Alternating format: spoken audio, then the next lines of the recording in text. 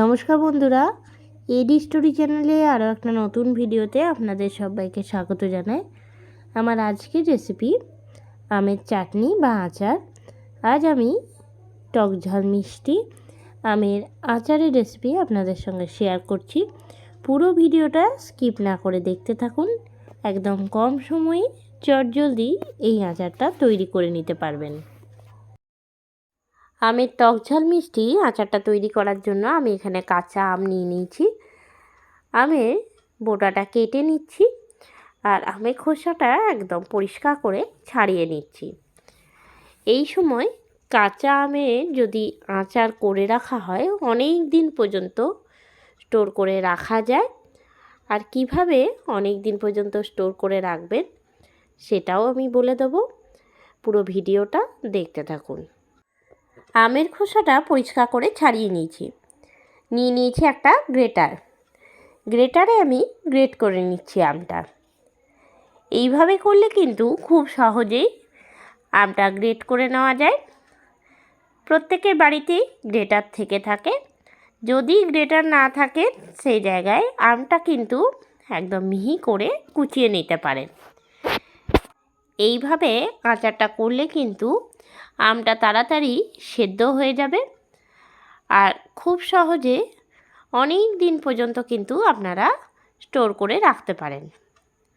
খোসাটা ছাড়িয়ে নেওয়ার পর কিন্তু আমটা ভালো করে ধুয়ে নিতে হবে, কেননা এইরকম গ্রেট করে নেওয়ার পর কিন্তু আমটা ধোয়া যাবে না। সব আমগুলো এখন গ্রেট করে নেওয়া হয়ে গেছে, একটা বাটির মধ্যে আমি ঢেলে রাখছি। আজকে যে আচারটা করছি এর জন্য আপনারা গুড়ের ব্যবহার করতে পারেন, তাছাড়াও চিনির ব্যবহারও করতে পারেন অথবা বাতাসা দিয়েও করতে পারেন। আজকে আমি চিনির ব্যবহার করব না, গুড় আর তার সাথে দেব বাতাসা দিলে যে কোনো আচারের স্বাদটা কিন্তু ভালো হয়। একটা ভাজা মশলা তৈরি করে নিচ্ছি আচারের জন্য। প্যানের মধ্যে দিয়ে দিলাম 4টে শুকনো লঙ্কা, 1 চামচ গোটা জিরে, দিয়ে দিচ্ছি গোটা মৌরি 1 চামচ। গ্যাসের ফ্লেমটা কিন্তু একদম লোতে রাখবো এই সময়। দিয়ে দিচ্ছি 1 চামচ গোটা ধনে আর দিয়ে দেবো 1/2 চামচের থেকেও কম পরিমাণে কয়েকটা মেথি দানা। সব কিছু দিয়ে ভালো করে নাড়িয়ে নেব। ভাজা মশলা থেকে সুন্দর গন্ধ বের হলে একটা থালার মধ্যে ঢেলে ঠান্ডা করে নেব। ঠান্ডা হলে গুঁড়ো করে নিচ্ছি। আচারটা তৈরি করার জন্য কড়াই চাপিয়ে নিয়েছি। কড়াইয়ের মধ্যে দিয়ে দিচ্ছি সর্ষের তেল। এই আচারটা তৈরি করার জন্য খুব বেশি সর্ষের তেলের প্রয়োজন নেই। আমি এখানে 3 চামচের মতন দিয়েছি সর্ষের তেল। একটা শুকনো লঙ্কা আর 1 চামচ 5 ফোড়ন দিলাম ফোড়নে।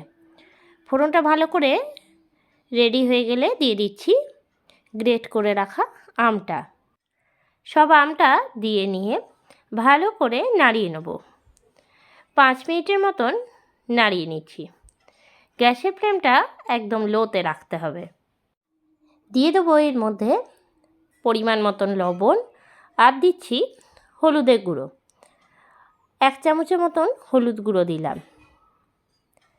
লবণটা দিলে কিন্তু আমের থেকে জলটা সরবে আর সেই জলেই কিন্তু আমটা সেদ্ধ হয়ে যাবে। লবণ আর হলুদ দেওয়ার পর নাড়িয়ে নিচ্ছি।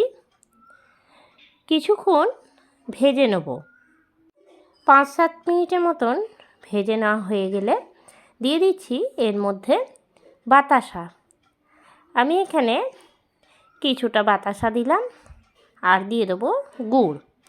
আমি গুড় আর বাতাসা মিলিয়েই কিন্তু আজকের আচারটা করছি।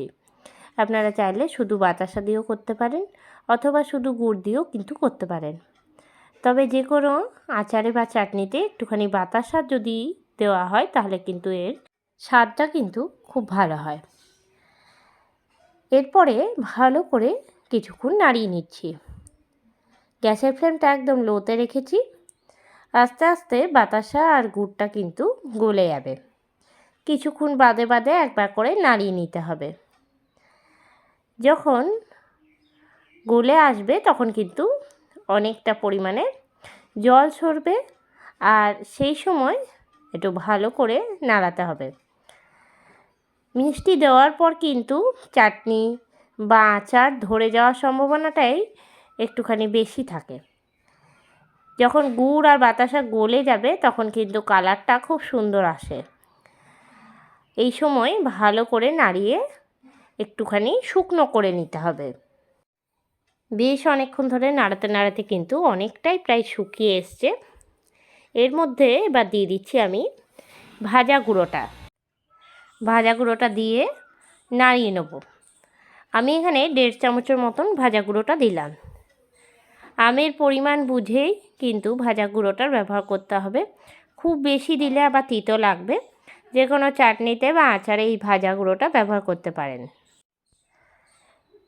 বেশ কিছুক্ষণ নাড়িয়ে নেওয়ার পর গ্যাসটা বন্ধ করে দেবো। বন্ধ করেও একবার নাড়িয়ে নিচ্ছি। তৈরি হয়ে গেল টক ঝাল মিষ্টি আমের আচার। কেমন লাগলো রেসিপিটা অবশ্যই আমাকে জানাবেন। আপনারাও একবার এইভাবে বানিয়ে দেখবেন, আশা করি ভালো লাগবে। এই আচারটা বানিয়ে অনেক দিন পর্যন্ত স্টোর করে রাখা যায়। এর মধ্যে যদি 2 চামচ ভিনিগার দিয়ে দেন অথবা লেবুর রস 2 চামচ দিয়ে দিলে বহুদিন পর্যন্ত স্টোর করে রাখা যাবে। কেমন লাগলো আজকের এই রেসিপিটা অবশ্যই আমাকে জানাবেন। আজকের রেসিপিটা ভালো লেগে থাকলে লাইক করবেন, শেয়ার করবেন। এই চ্যানেলে নতুন বন্ধু হয়ে থাকলে চ্যানেলটা সাবস্ক্রাইব করা অনুরোধ রইল।